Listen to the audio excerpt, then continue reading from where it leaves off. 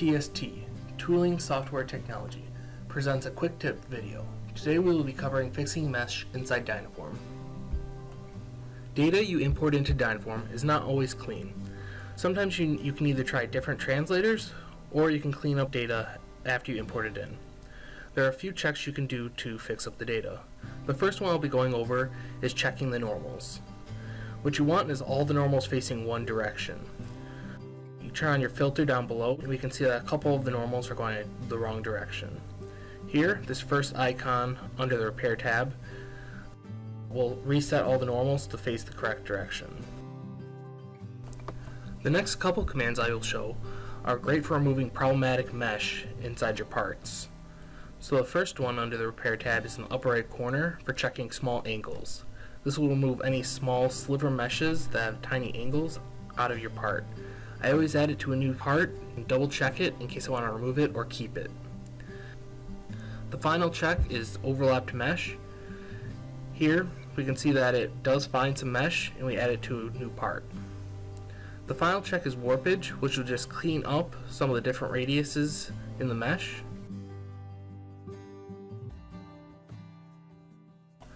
Finally, you may run into an area where you manually have to create some mesh.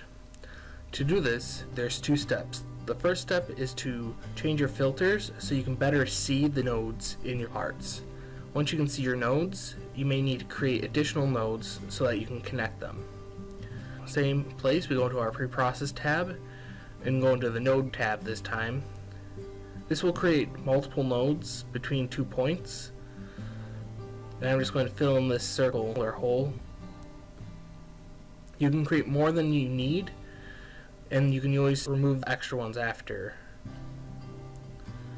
Once you have all your nodes created, what you want to do is start connecting the nodes to create your mesh.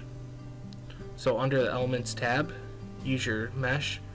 You can either create mesh by 4 corners. If you misclick, you can right click undo or middle click confirm, and you basically just want to keep going around. Be careful not to go in a wrong order. If you go diagonally, it'll crisscross the mesh and you'll have to delete it and redo it.